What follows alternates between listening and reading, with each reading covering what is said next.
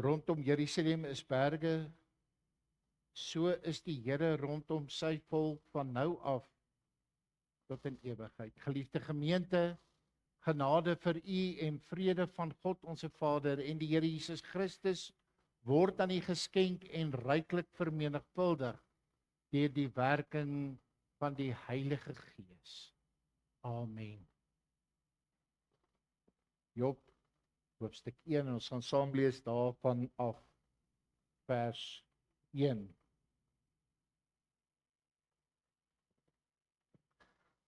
Daar was 'n man in die land Is, wie se naam was Job. En die man was vroom en opreg en Godvreesend, en een wat afgewyk het van die kwaad. En vir hom is daar 7 seuns en 3 dogters gebore. Daarby was sy besitting 7000 stuks kleinvee en 3000 kamele en 500 paar beeste en 500 eselinne en 'n groot menigte slawe, sodat die man ryker was as al die kinders van die ooste. En sy seuns was gewoond om 'n maaltyd aan te rig in die huis van elkeen op sy dag. Dan stuur hulle en nooi hul 3 susters om saam met hulle te eet en te drink. En elke keer as die dae van die maaltye om was, het Job gestuur en hulle geheilig. Dan maak Job die môre vroeg klaar en bring brandoffers vir elkeen van hulle, want Job het gedink, miskien het my kinders gesondig en God in hulle hart geseën. So het Job altyd gedoen. En op 'n dag toe die seuns van God kom om hulle voor die Here te stel, het die Satan ook onder hulle gekom. Toe vra die Here vir die Satan, waar kom jy vandaan? En die Satan antwoord die Here en sê, van 'n swerftog oor die aarde wat ek deurkruis het. En die Here vra vir die Satan, het jy ag gegee op my knegt Job? Want daar is niemand op die aarde soos hy nie, 'n man vroom en opreg, Godvreesend en wat afwyk van die kwaad. En die Satan antwoord die Here en sê, is dit verniet dat Job God vrees?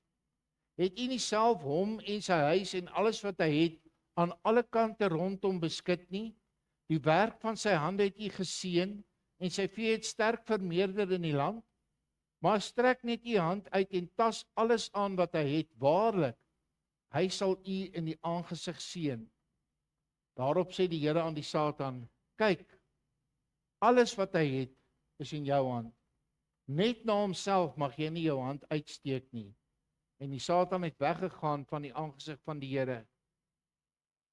En op 'n dag, terwyl sy seuns en sy dogters besig was om te eet en wyn te drink in die huis van hulle oudste broer, kom 'n boodskapper na Job en sê, terwyl die beeste aan ploë was en die esels aan wy langs hulle, het die Sabeërs 'n inval gedoen en dit weggeroof. En hulle het die dienaars met die skerpte van die swaard verslaan, en net ek alleen het ontvlug om u dit te vertel. Terwyl die een nog spreek, kom daar 'n ander een en sê, die vuur van God het van die hemel geval en gebrand onder die kleinvee en onder die dienaars, en dit het hulle verteer, en net ek alleen het ontvlug om u dit te vertel. Terwyl die een nog spreek, kom daar 'n ander een en sê, die Galdeërs het 3 leerafdelings opgestel en 'n aanval op die kamele gemaak en dit weggeroof. Maar hulle het die dienaars met die skerpte van die swaard verslaan, en net ek alleen het ontvlug om u dit te vertel. Terwyl die een nog spreek, kom daar 'n ander een en sê, u seuns en u dogters was besig om te eet en wyn te drink in die huis van hulle oudste broer. Toe daar met eens 'n groot wind oor die woestyn kom, wat die huis aan die 4 hoeke gryp, en dit het op die jong mense geval, sodat hulle gesterf het, en net ek alleen het ontvlug om u dit te vertel. Toe staan Job op en skeer sy mantel, en hy het sy hoof geskeer en in aanbidding op die grond geval en gesê, naak het ek uit my moeder se skoot gekom, en naak sal ek daarheen terugkeer. Die Here het gegee en die Here het geneem, die naam van die Here sy geloof. By dit alles het Job nie gesondig en aan God niks ongeryms toegeskrywe nie. Net tot daar ons voorlesing. Ek gaan vra dan die manne staan en dan verenig ons in gebed.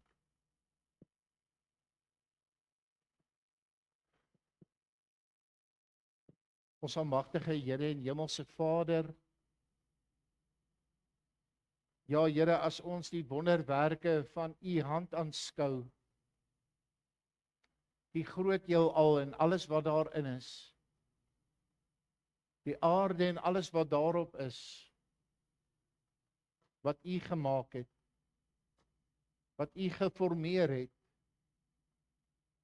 dit wat nie was nie, o Here, wat U geroep het tot gehoorsaamheid, en dit wat nie was nie, wat in gehoorsaamheid geword het. En daarom, o Here, kan ons net U naam loof en prys in hierdie oomblikke. U naam groot maak, o Here, want dit wat vir ons onmoontlik is, dit wat vir ons onmoontlik lyk, ja Here, dit wat vir ons onbekombaar lyk en blyk te wees, o Here, het U reeds gedoen, het U reeds gegee. Ja Here, daardie oorwinning het U reeds behaal. Daarom kan ons as gemeente vandag voor U buig, U naam aanroep, o Here. Dankie dat ons die geleentheid en die voorreg het om in oomblikke soos hierdie bymekaar te wees, bymekaar te kom, o Here, om U naam aan te roep, om uit U woord te kan leer, ja Here, om gevoed en gevul te kan word met die brood van die lewe en die water van die lewe, wat daarvan uit die troon vloei, die brood van die lewe, o Here, wat uit U woord ons stuk vir stuk voed, o Here, sodat U verheerlik kan word. Dankie dat ons as gemeente voor U kan buig, vandag vir die kosbare werk van die evangelie. Ja Here, die sendelinge en evangeliste, elkeen van die kinders wat daagliks uitgaan en getuig wat U vir hulle gedoen het, o Here, dat daar die werk geseën sal word, o Here, dat U kosbare boodskap sal uitgaan en siele sal red. Ja Here, dat U vandag sal ook mense sal aanraak deur U woord. Dankie dat ons kan bid vir ons regering, vir ons munisipale raad en al die dinge wat hier in ons eie dorp verkeerd loop, wat ons so kwaad maak en gefrustreerd maak, o Here. En terwyl ons miskien dink ons kan niks daaraan doen nie, weet ons dat ons voor U kan buig en ook hulle voor U kan bring en vra, o Here, dat U hulle sal omdraai, dat U ook daardie gesindheid van die hart wat dalk nie reg is nie, o Here, dat U dit sal omdraai en U daarin verheerlik sal word. Dankie, o Here, dat ons kan bid so as 'n gemeente vir hierdie gemeente, vir ons finansies, ja Here, vir ons broederskap, en dat ons hier die plek sal vind waar ons mekaar kan opbou. Ja, sodat daar die getuienis wat uit hierdie gemeente sal gaan, 'n getuienis sal wees waarin U die middelpunt is. Ons dankie, Here, ook nou, terwyl ons so bymekaar is vir elke sieke wat op ons gebedslys is, vra ons, o Here, dat U vir hulle ook in hierdie dag sal aanraak, maar ook, o Here, ons wat aan die ander kant, miskien langs die siekwet staan, vra ons, o Here, dat U vir hulle ook vandag sal aanraak, met daardie wete dat U in beheer is, met daardie wete, o Here, dat U verhewe doel sal seëvier bo enige iets wat ooit kan gebeur, o Here. En ons dankie dat ons ook nou U woord kan neem en vra, o Here, seën dit in ons harte, in ons siele, tot eer van U naam. Amen.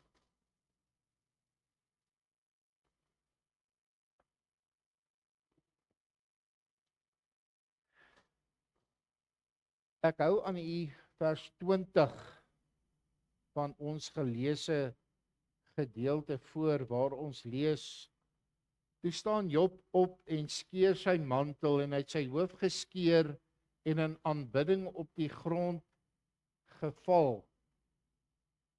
En ek wil volgende met julle praat oor die tema, die kind van God op die ashoop. Jy weet, baie keer as ons hierdie veeverhale lees, ons kinders lees, Storieman of die broers Grimm of wie ook al hulle nou is, dan is daar altyd 'n gelukkige einde. En baie keer word ons groot met hierdie gedagte dat gelukkige eindes net in veeverhale bestaan. Veral as ons na ons eie omstandighede kyk, na ons eie lewe kyk en dan dink ons maar dit niks sal beter gaan nie en niks sal regkom nie en alles gaan net sleg en erger en erger en erger.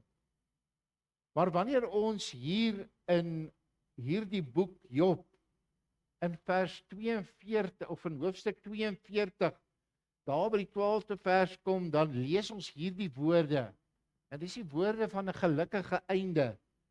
Die Here het die laaste deel van Job se lewe voorspoediger gemaak as die eerste. En ja, miskien klink dit soos 'n sprokie. Miskien klink dit soos iets wat regtig net in boeke en in veeverhale gebeur, maar hier het dit gebeur in die lewe van hierdie man, Job.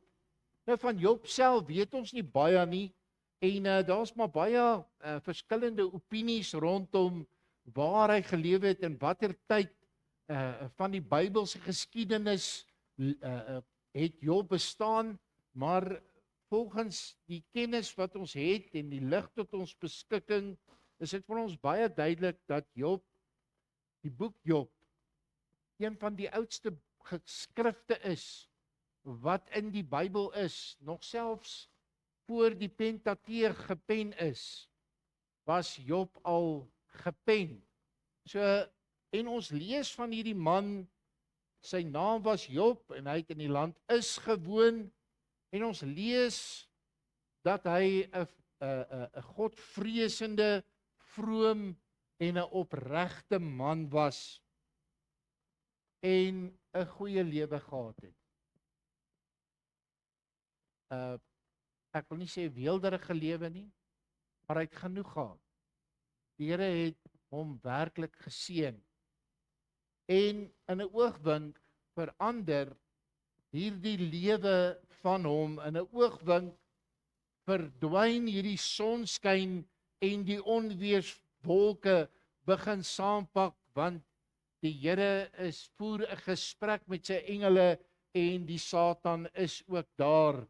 En sonder dat Job daarvan bewus is, word hy die middelpunt van hierdie gesprek tussen God en die Satan. En sonder dat hy bewus is daarvan, word hy in hierdie oomblikke in die vuuroond van beproewing ingestoot.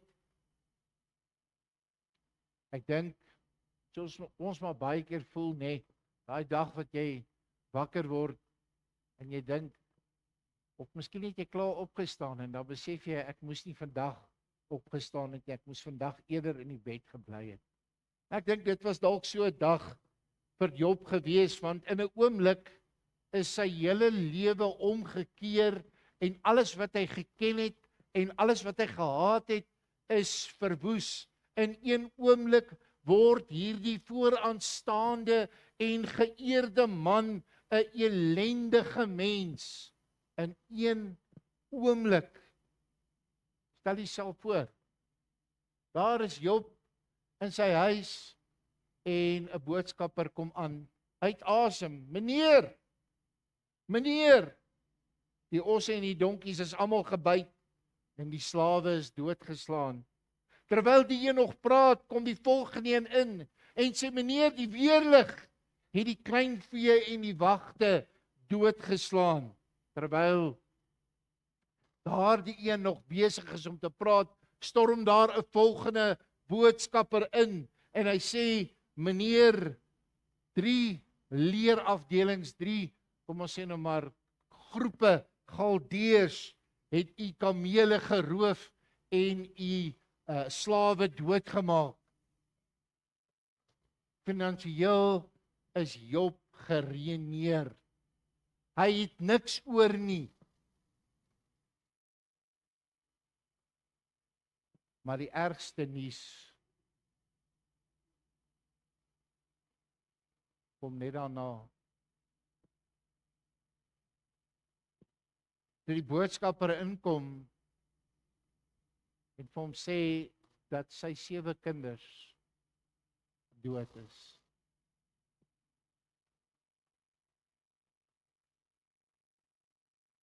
Tussen al die grafte wat gegrawe is,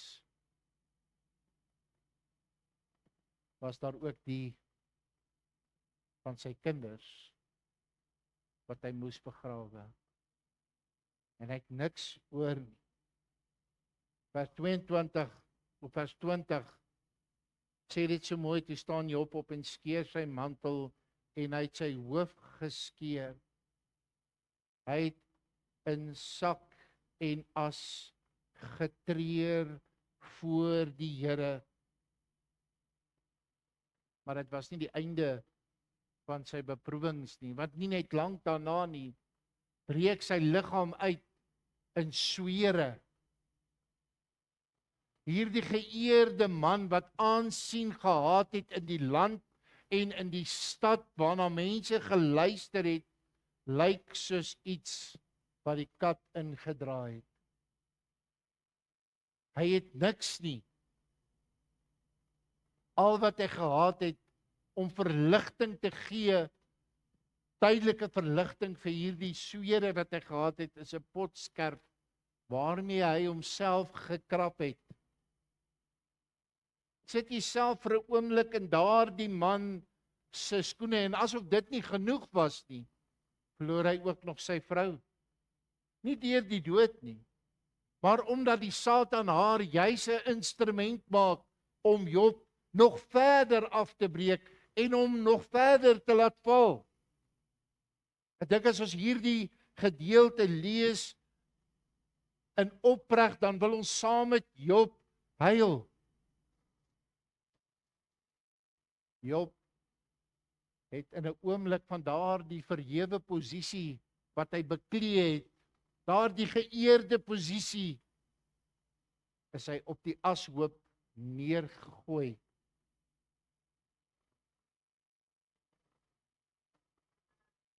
Maar daar op die ashoop was hy nie alleen nie. Daar op die ashoop, tussen die rommel en die afvalstukke van sy lewe wat rondom hom lê, kom Job tot nuwe insigte. Daar op die ashoop het die son weer in Job se lewe opgekom. Op die ashoop is dit waar Job begryp dat die Here besig is om hierdie lyding en hierdie stryd in sy lewe te gebruik, sodat hy in vertroue, in lydsaamheid geduld en in verdraagsaamheid geoefen kon word. Daar op die ashoop van sy lewe moes hy daardie les gaan leer.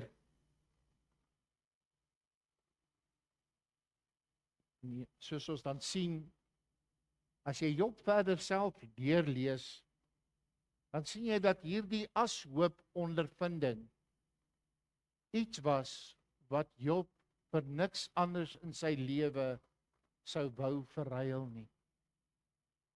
Vir niks sou hy daardie lyding en stryd wou vervang nie. Want vir die eerste keer het hy geweet, prakties geweet, wat dit beteken om in geloof te lewe. Ja, hy het om in geloof gelewe voor sy teëspoed. Hy was 'n vroom opregte man, hy was 'n godvreesende man gewees. En die Here het hom geseën. En toe dit blyk dat die Here die seën wegvat, dat dis hoe dit lyk, het Job nie verander. Hy het geleer om in daardie selfde geloof te wandel. Sy mooiste belydenis lees ons daar in hoofstuk 42, waar hy uitroep, hy sê, volgens hoorsê het ek van u gehoor. Begryp dit, liewe broer en suster, wat Job sê. Hy sê vir die Here, Here, volgens hoorsê het ek van u gehoor. Ek het gehoor van dit van u en ek het u gevrees. En nou gaan hy verder, hy sê, maar nou het my oog U gesien. Nou het hy daai dieper ervaring van sy geloof gehad. Ek weet daar's baie keer goed in mense se lewens wat gebeur. Slegte dinge, onverklaarbare dinge. Dan los dit ons daar op daardie plek in ons lewe waar ons op die ashoop is. Here, ek weet nie meer verder nie. Here, wat het nou gebeur? So dikwels vra ons die vraag, wat het ek nou alweer verkeerd gedoen? Want jy sien, ons verstaan nie altyd hoekom beproewing en lyding en dinge en stryd en hartseer en swaar kry wanneer ons 'n geliefde aan die dood moet afstaan of wat dit ook al mag wees, 'n geliefde siek is. Ons verstaan nie hoekom hierdie goed gebeur nie. En so bid ons maar en ons vertrou op die Here dat hy dit eerder nie oor ons pad sal bring nie. Maar u weet vriende, een ding wat ons moet besef as kinders van die Here is dat swaar kry en lyding en smart uiteindelik 'n goddelike doel in ons lewens het. God het 'n doel daarmee, 'n plan daarmee om sy kinders op te rig, om sy kinders toe te rus, te leer. Jy weet, Viktor Frankl het 'n interessante ding gesê. Hy sê 'n mens wat swaar kry, 'n mens wat in stryd is soos 'n hond. Hoor nou.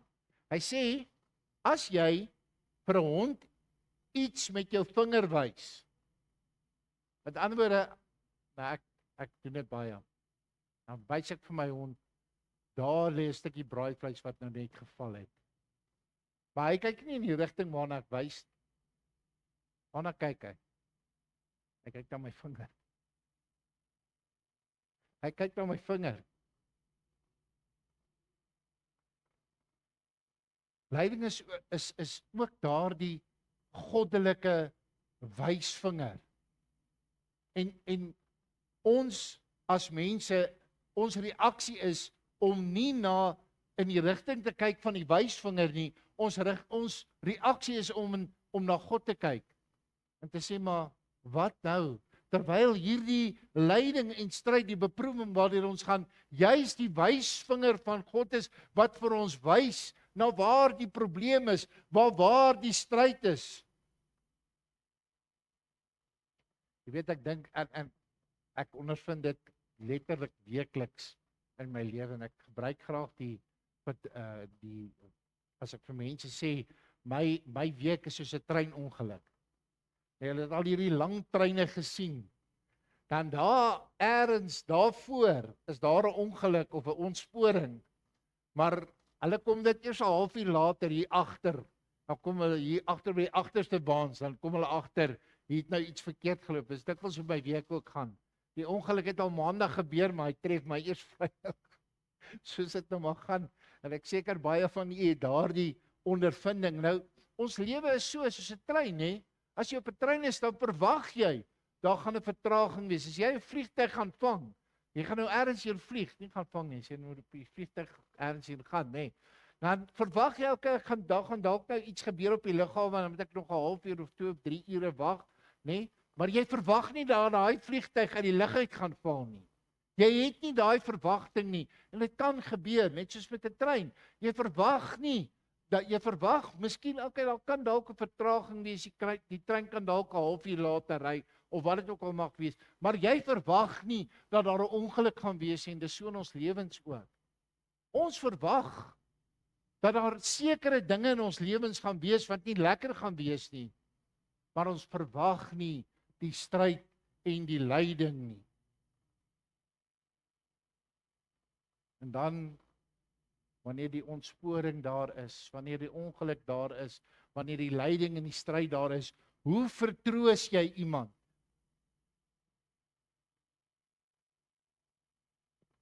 Baie keer dan sê ons, ja maar, weet, teksverse is nie genoeg nie. Ons moet 'n bietjie meer doen as net 'n Bybelversie aanhaal. Ons moet 'n bietjie meer doen as hy sê ek gaan vir jou bid. Miskien moet ons maar soos Job se vriende maak, as jy nou die boek Job gaan lees, dan gaan jy sien hoe sy vriende hom aangespreek het. En saam met hom eintlik hierdie saak probeer ontrafel het.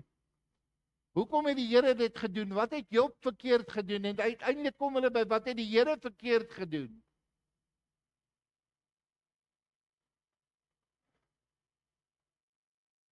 Die woorde wat vir my so duidelik voorkom hier in Job, is daardie woorde van, ag, bid maar net, alles sal regkom. Alles sal regkom. Hoeveel keer het ons dit al vir mense gesê? Bid maar net. Ek het dit vandag vir iemand gesê. Al wat ons kan doen is om te bid. Maar gaan alles reg? Daarom sal ons vandag uit die skrif met ons tema die kind van God op die ashoop sien dat dit nie gaan oor 'n agtergrond nie. Dat dit nie gaan oor 'n getuienis of 'n beproewing nie, maar dat dit alles werk uiteindelik om te kom by die reaksie van die kind van die Here wat in stryd en lyding gedompel is. Wat is die kind van God se reaksie wanneer hy op die ashoop van die lewe gesmyt word? Miskien het die lewe ontspoor, miskien is dit nog rou in die binneste, miskien is u vandag waar u nou hier is of waar u die boodskap hoor op daardie spesifieke ashoop van die lewe. Maar u moet weet dat die Here 'n doel daarmee het. U moet weet vandag dat die Here u lewe voorspoedig wil maak, en ek praat nie finansiëel nie. So kom ons kry daai gedagtes sommer nou uit die weg uit. Die Here wil jou lewe voorspoedig maak. Hy wil jou voorspoediger maak as wat jy was voor die lyding en voor die stryd, voor die swaar kry, sodat jy in hierdie stryd en in hierdie lyding aan die Here sal vashou. Dat as dit voel asof jy jou greep op die lewe verloor het, dat jy nie jou greep op die kruis sal verloor nie. So kyk ons in die eerste gedagte na die agtergrond van Job. Ons lees daar in vers, en daar was 'n man in die land is wie se naam Job was, en die man was vroom en opreg en Godvreesend en een wat afgewyk het van die kwaad. 'n Regte mens, né? Baie mense het, of baie van die kommentaarskrywers sê nee, Job is 'n maar net 'n storie wat iemand geskryf het. 'n sedepreek, as ek dit so as mense dit nou so kan stel. Maar Job was 'n werklike man, en hy was hierdie man gewees. Godvreesend, vroom, opreg. Hy het afgewyk van die kwaad. Dit was sy agtergrond gewees. Dit is wie hy was. As hulle na Job gekyk het van buite, dan het hulle hierdie vreeslike welvarende mens gesien wat, kom ons praat nou maar in vandag se terme, 'n multinasjonale maatskappy besit het en al die weelde in die wêreld kon bekostig as hy wou. Maar as hulle hom leer ken het, dan het hulle 'n godvreesende man leer ken, 'n man wat die Here gedien het, 'n man wat die Here geëer het.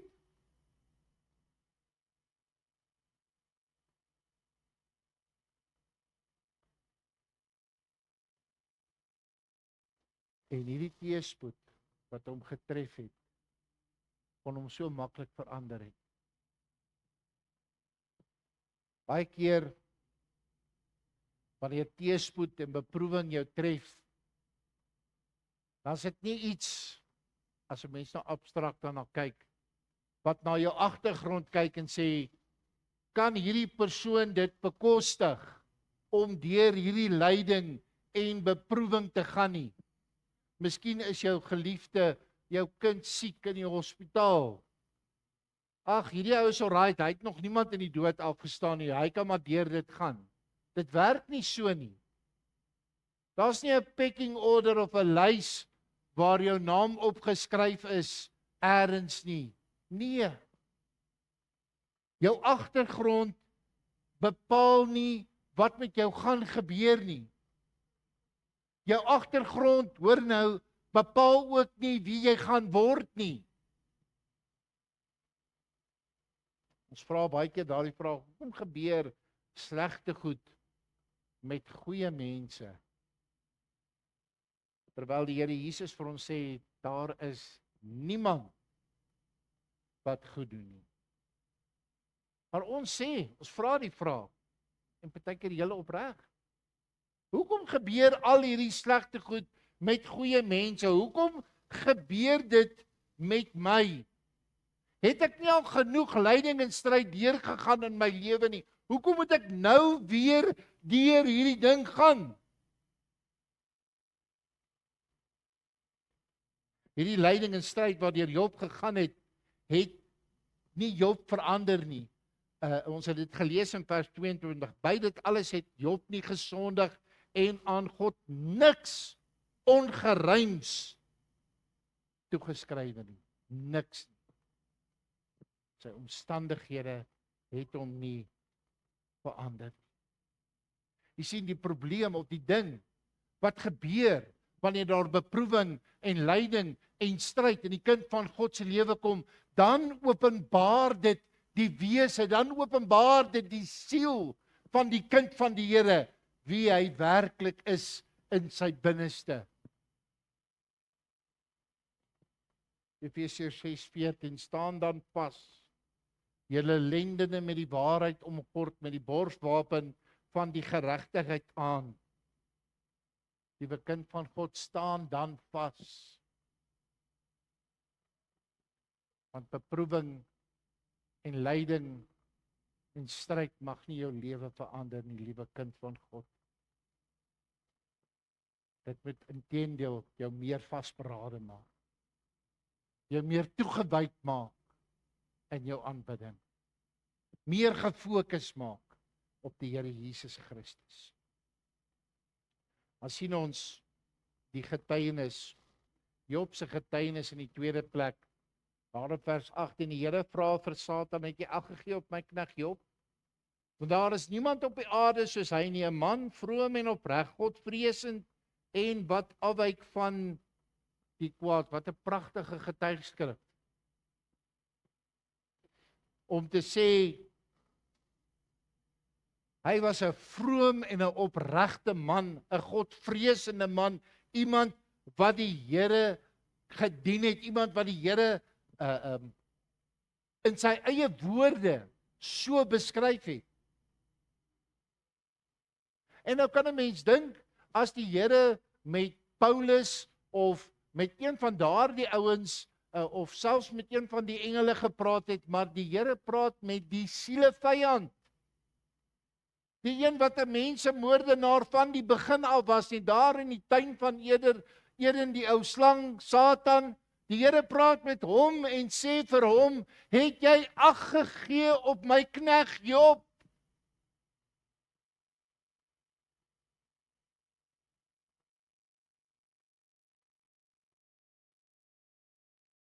Jy weet, ek dink so, dis my opinie, die mag van my verskil, omdat al die verwikkelinge, nou politieke verwikkelinge en Donald Trump wat nou vlugtelingstatus aan die Afrikaners gegee het, as ek eintlik wat jy nou gedoen het, is jy het nou net so groot target op ons terugkom ver. So baie dankie daarvoor meneer Trump, maar in elk geval, en nou wil ek nie sê dit is wat gebeur het nie, maar in 'n menslike sin is dit hoe ons dit kan sien. Dat daar eintlik nou 'n target op Job se rug geverf was. Om te sê, daar is hy. Jy weet, die getuienis wat 'n kind van God uitdra, is die belangrikste aspek van enige iets van die lewe. Wanneer daar beproewing en wanneer daar stryd is, is jou getuienis die belangrike, want jou getuienis sê waar jy staan met die Here. Wat het Job se getuienis gesê? Ek het dit vir julle gelees, ek gaan dit weer vir julle lees. By alles, in vers 22, het Job nie gesondig nie en aan God niks ongeruims toegeskrywe nie.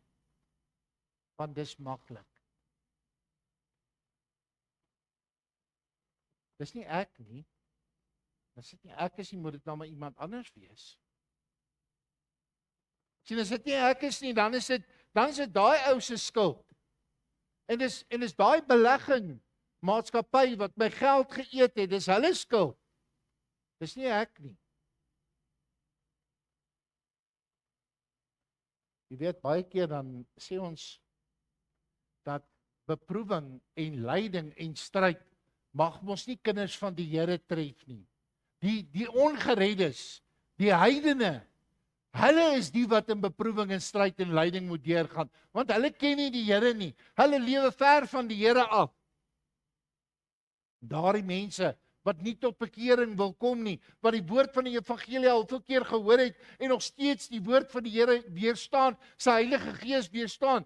Ons sê, dit is hulle wat getref moet word, Here, nie ek nie. Ek is dan vroom, ek is dan opreg, o Here, ek dien U dan. Hoekom word ek getref? Maar die Here laat die son skyn oor die regverdiges en die onregverdiges, oor die geredde sowel as die ongeredde. Selfde met beproewinge. Selfde as die Here ons seën.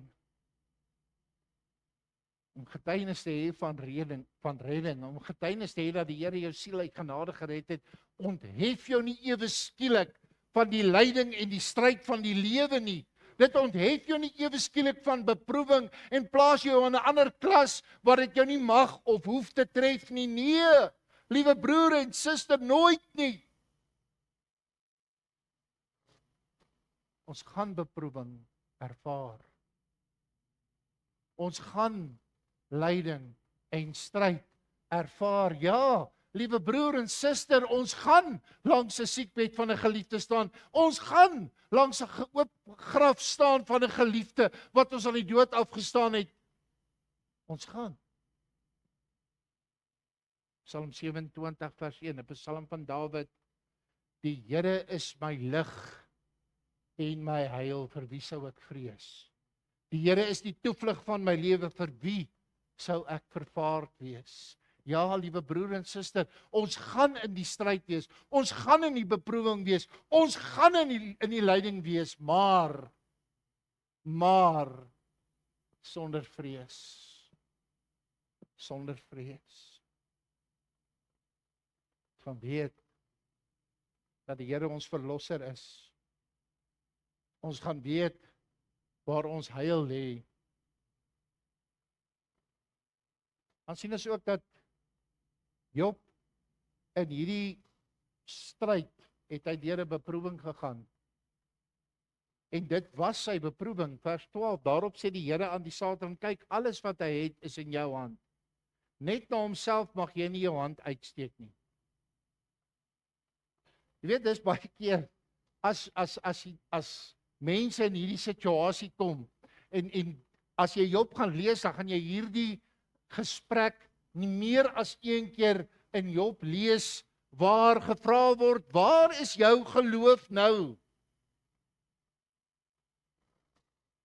Ek sien, is maklik om raad te gee as jy op die wal staan.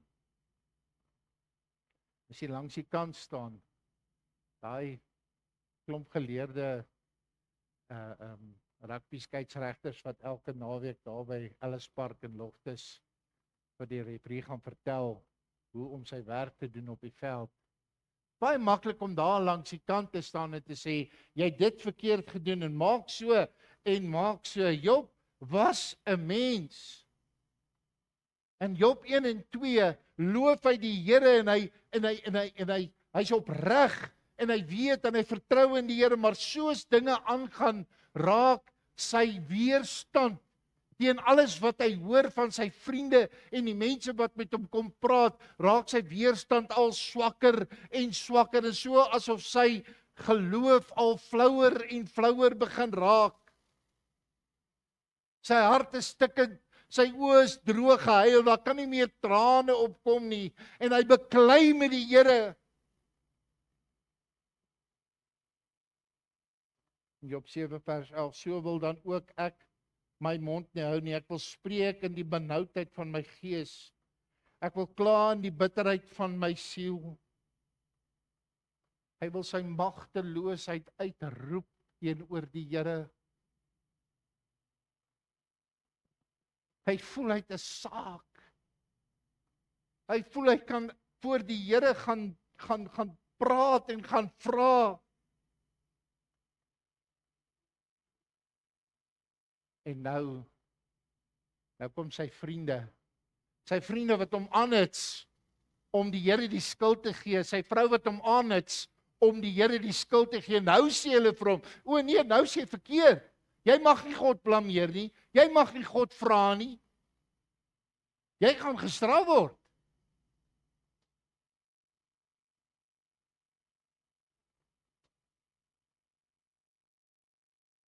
Jy sien God het die mens geskape. Hoe dikwels wanneer ons deur hierdie beproewing en lyding en stryd in ons lewe kom, dan vra ons hierdie vraag, hoekom ek? Hoekom ek? Hoekom gebeur dit met my? Wat het ek tog verkeerd gedoen? Hoekom word ek siek? Hoekom gaan dit swaar met my? Hoekom het ek my werk verloor of wat dit ook al mag wees? Alles wat ek doen is 'n flop.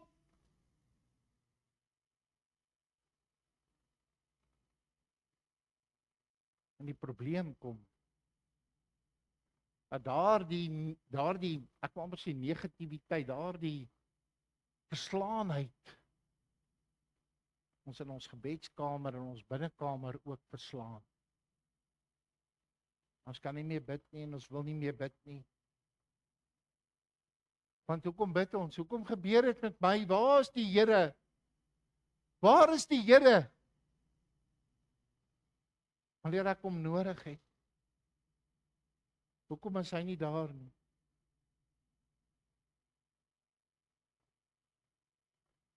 Hoor bietjie wat sê die woord van God oor daardie Here wat ons wonder waar hy is. Hebreërs 4 vers 15, want ons het nie 'n hoëpriester wat nie met ons swakhede medelee kan hê nie, maar een wat in alle opsigte versoek is net soos ons, maar sonder sonde. Onthou julle toe Jesus in die woestyn ingegaan het vir 40 dae te vas en te bid.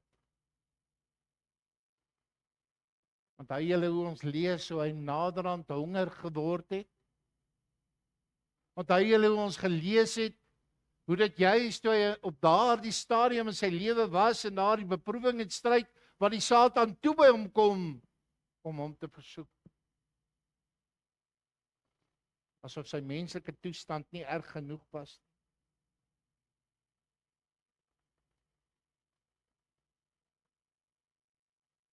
We vra ons osself die vraag af, hoe weet ek?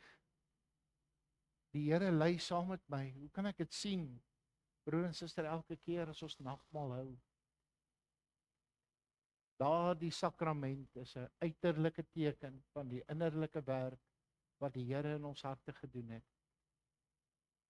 Die liggaam wat gebreek is, die bloed wat gevloei is. Ja, voorwaar 'n hoëpriester wat met ons swakhede medelee kan hê, omdat hy net soos ons tot op die uiterste beproef is.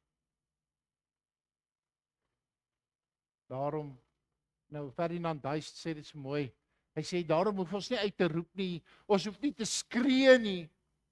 Ons kan maar net daar in ons binnekamer, daar in die hoek, of miskien onder die bed inkruip en fluister, ag Here, help my. En die Here sal hoor. We sien ons in ons laaste gedagte die reaksie van Job.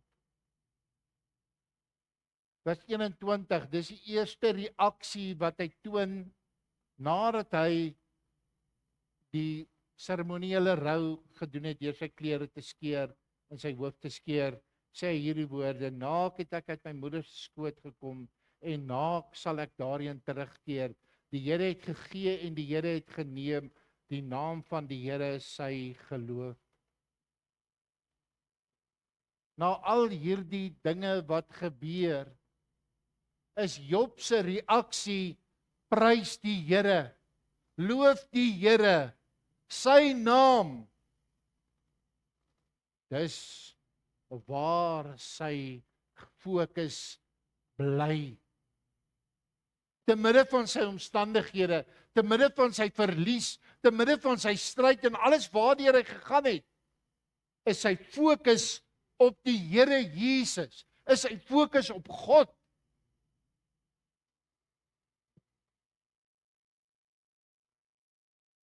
Jy weet, baie keer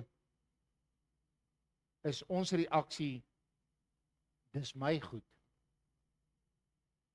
Dis my gesondheid. Dis my geld.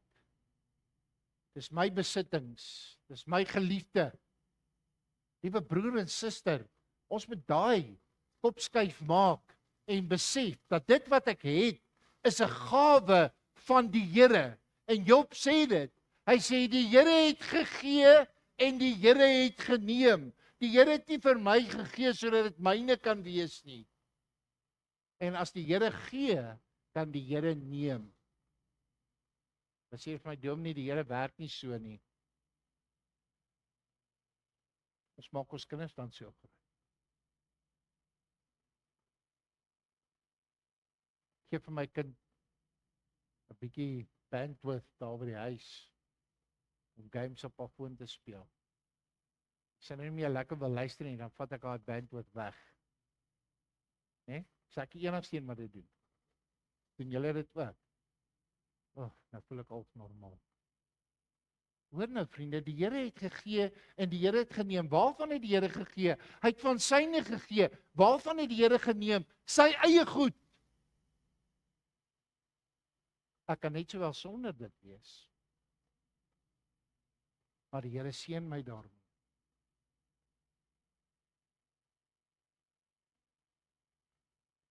Jy weet, ons het nou net gepraat van die getuienis.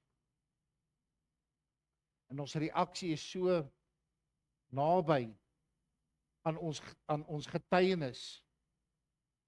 Dis uiteindelik wat ons reaksie bepaal, want ons kan 1000 keer getuig dat ons gered is. Ons kan vir mense vertel en ons kan traktaatjies uitdeel, maar een keer wat jy soos op ongeredde optree, dan is jy ongered in die ou se oë wat jou gesien het. Jy kan 100 keer vir mense sê, dis die Here se wil, maar daardie een oomblik wat jy breek en in swakheid die Here beskuldig en die Here vervloek, is jy in daai ou se oë wat dit gedoen het, een wat God vervloek het.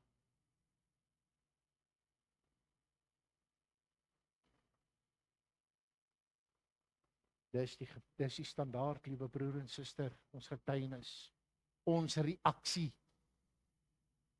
in alles. Ek het dit nou nog gelees, ek gaan dit weer vir u lees. Hoor nou, Efesiërs 6:14, staan dan pas, julle lendene met die waarheid omgord met die borswapen van die geregtigheid aan. Hoe moet ek reageer? Dominee, hoe moet ek reageer in hierdie stryd? In hierdie lyding, in hierdie siekte, in hierdie swaar kry langs die sterfbed van my geliefde. Dominee, wat moet ek doen?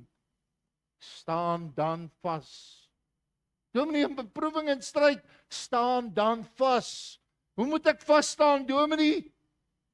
Julle lendene met die waarheid omgord met die borswapen van die geregtigheid aan. Staan dan vas. Sluit af. Ons het vandag met ons tema die kind van God ashoop gesien dat beproewing en stryd nie die kind van die Here mag verander nie, maar dat dit hom eerder moet vasberade moet maak, moet toegewyd maak om die aangesig van die Here te soek. As jy gesien na die getuienis van die kind van God beteken dat hy weet waar sy heil lê. Hy weet waar sy krag lê. Hy weet waar sy sterkte lê. Want dis die getuienis. En daardie beproewing kind van God maar net te roep, Here, help my daar in jou binnekamer. Daar op jou knieë voor die Here. En wat moet jou reaksie wees, liewe kind van God? Dit moet kom uit daardie plek van standvaste geloof in die Here. Dit bepaal jou reaksie. Dit bepaal jou optrede. Jou geloof in die Here Jesus. Ja, daar gebeur dinge. Elke dag met kinders van die Here, elke dag met U wat onverklaarbaar is. Wat ons radeloos en hulpeloos los en ons weet nie waar dit gaan nie en ons weet nie waar hierdie lyding en stryd vandaan kom nie. En ons bid dit weg van ons af. Ons sê vir onsself, moet dit nie sê nie, want dan gaan dit gebeur. Liewe vriende, lyding en stryd en beproewing is God se vinger wat wys na dit wat verkeerd is, wat reggemaak moet word in my lewe. Ons moet leer om nie na die vinger te kyk nie, maar ons moet leer om te kyk in die rigting waarin die vinger wys, sodat ons daar kan uitkom na waar die probleem werklik is, sodat ons daar kan uitkom om God te vertrou, om daardie verkeerde om te draai en reg te stel, sodat hy verheerlik sal word in ons lewens. Ja, ook in ons beproewing, ook in ons stryd.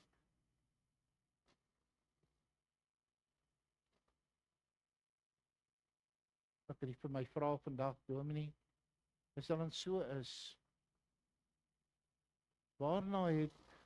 hoekom het Jesus dan gelei aan die kruis? Hoekom het hy is hy gegeesel? Hoekom is hy gebreek? Waarna het dit gewys? Jesus was dan sondeloos. Liewe broer en suster, daar was die wysvinger van God na die sonde van my en u harte. Na die sonde van ons lewe. En die wysvinger van God na die perfekte offer, sy seun Jesus Christus. Hy het die volle prys betaal. Hy het die volle prys betaal sodat u in oorwinning kan leef, sodat u in vrede kan leef. Hy sal u weer optel en u voorspoedig maak. Hy sal u weer optel en u gesond maak. Maar nou, in die stryd, in die beproewing, in die lyding, in die siekte, hou vas aan die Here. Hou vas. Moenie toelaat dat die duiwel die lewe ontspoor nie. Hou vas aan die kruis van die Here Jesus Christus. Amen. Kom ons sit net so daar by ons hier. Here, U het vir ons sonde aan die kruis gesterf. U het die smaad. Ja, Here, U het die woede, die hartseer, die trane, die lyding, alles op U geneem. Om vir ons daar die kosbare verlossing te bewerk. En daarom weet ons ook, Here, dat U met ons stryd en met ons lyding medelee kan hê, o Here, omdat U op dieselfde manier beproef is, omdat U op dieselfde manier swaar gekry het, maar Here, hou ons staande, hou ons vas in hierdie tyd, soos U vir Job vasgehou het, en leer ons van U wil. Leer ons, o Here, van U genade. Leer ons, o Here, ook dit waarna toe u vinger wys in ons lewe. Ons vra dit nie omdat ons dit verdien nie, o Here, maar omdat ons bewus is van u groot genade. Amen.